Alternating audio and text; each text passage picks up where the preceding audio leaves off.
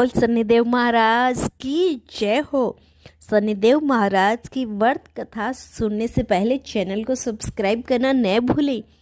एक समय स्वर्ग लोक में सबसे बड़ा कौन के प्रश्न पर नौ ग्रह में वाद विवाद हो गया। विवाद इतना बड़ा कि परस्पर भयंकर युद्ध की स्थिति बन गई। निर्णय के लिए सभी देवता देवराज इंद्र के पास पहुँचे और बोले, हे देवराज, आपको निर्णय करना होगा कि हम में से सबसे बड़ा कौन है। देवताओं का प्रश्न सुनकर देवराज इंद्र उलझ पड़े।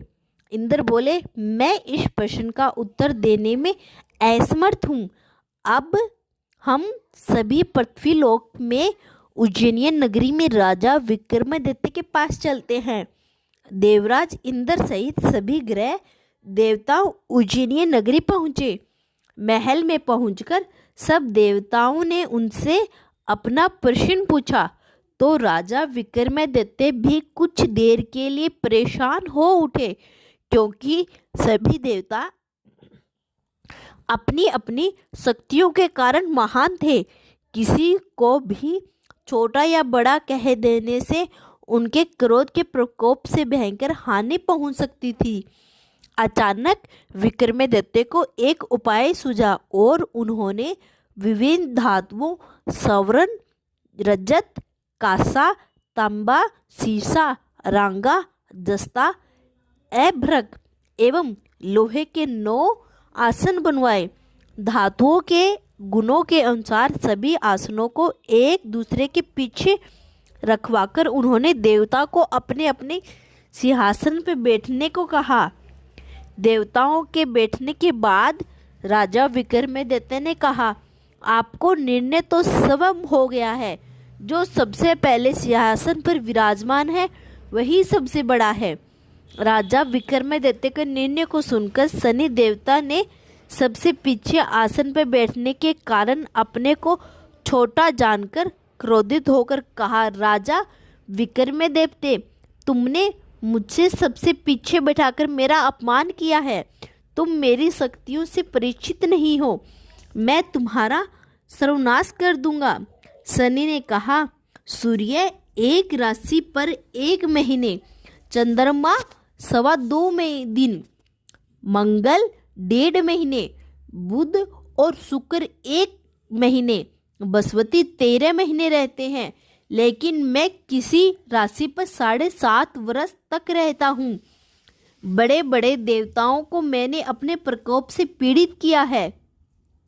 राम को 7.5 के कारण ही वन में जाकर रहना पड़ा और रावण को 7.5 के कारण ही युद्ध में मृत्यु का शिकार भोगना पड़ा।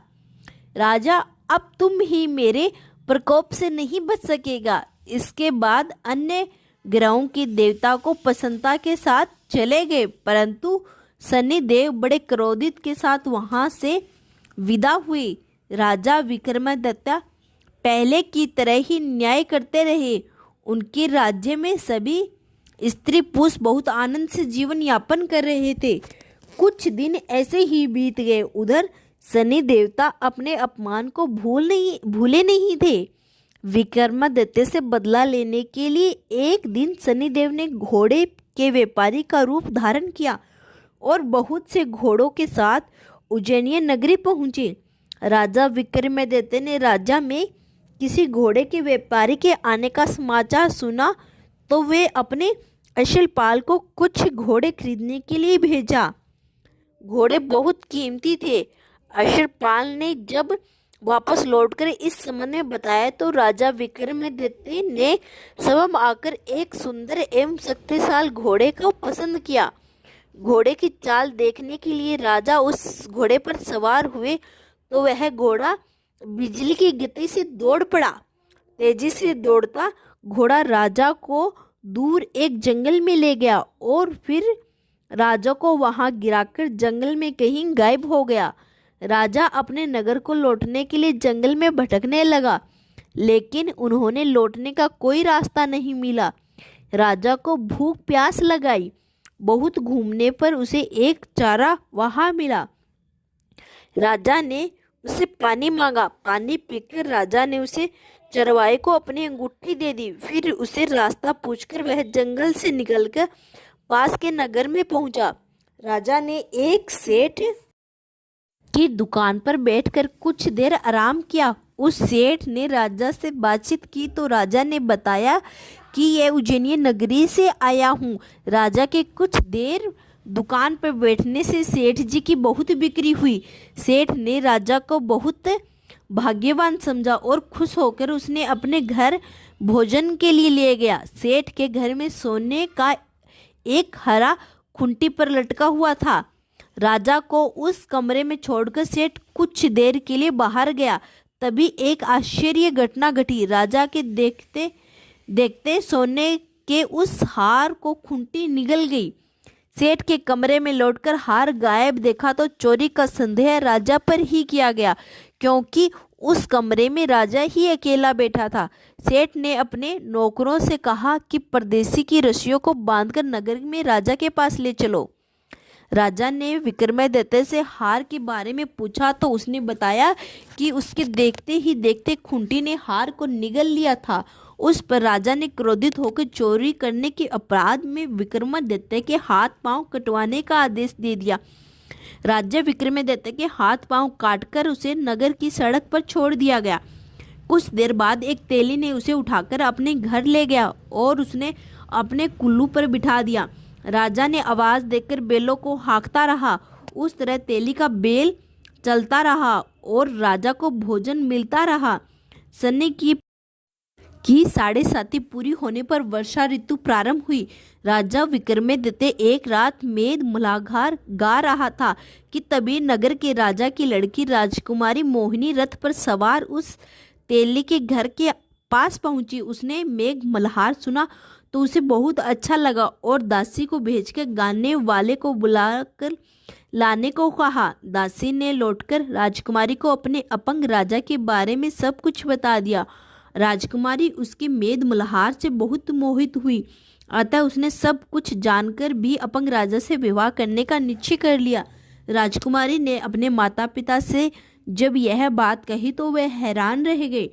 रानी ने मोहिनी को समझाया, बेटी तेरी भाग्य में तो किसी राजा की रानी होना लिखा है, फिर तू इस अपंग से विवाह करके अपने पांव पर क्यों कुल्हाड़ी मार रही है।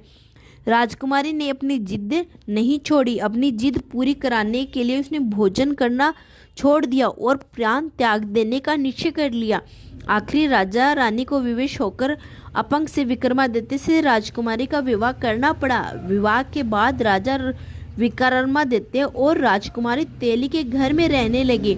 उसी रात सपन में शनिदेव ने राजा से कहा, राजा तुमने मेरा प्रकोप देख लिया, मैंने तुम्हारे अपने अपमान का दंड दिया है।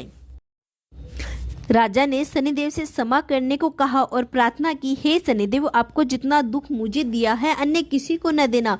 शनिदेव ने कुछ सोच समझकर कहा, राजा मैं तुम्हारी प्रार्थना स्वीकार करता हूँ।